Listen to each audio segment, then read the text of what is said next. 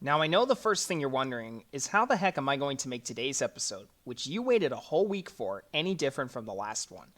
I would be lying to you if I told you that this was going to be easy, because it's not.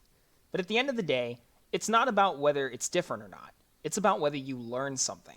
So in today's episode, in which I will be discussing a new yet similar enemy, I hope you all learned something from this video. And if you do, then make sure to drop a fat dislike and share it with your friends. The goal for today's episode is 100 dislikes within 24 hours. Anyways, today we will be discussing, you guessed it, the spider matriarchs. Let's get started. Spider matriarchs are similar to giant spiders, covered in the last episode, at least in appearance. The key difference between the two is the spider matriarch's ability to summon spider hatchlings. This makes them that much more dangerous due to their ability to create overwhelming numbers.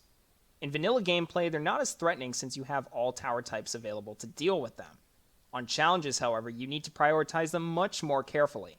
Spawn killing as many of them as possible is a good idea in general, but failing that, you have your Rain of Fire at the ready should you need it.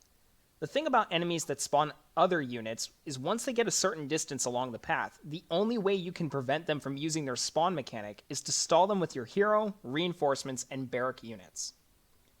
There is an important mechanic that I think is worth mentioning in terms of the appropriate strategy for dealing with spawner enemies.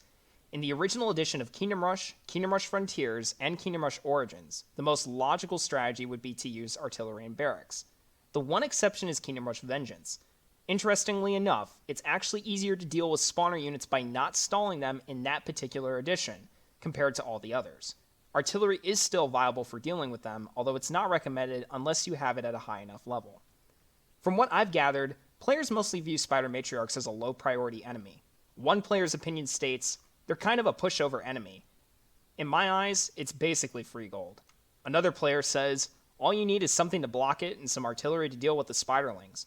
I've heard other players describe them as a joke to deal with when using Teslas, and at best, they're somewhat annoying. Here's some final thoughts on them from another gamer. They're kind of in the middle for me, actually. We first encounter them in Silver Oak Forest, and without artillery, they almost always overwhelm you. Do you think spider matriarchs are weak like everyone else says they are? Let me know in the comments section below. This is Pollux the Wise, and I'll see you all in the next YouTube video.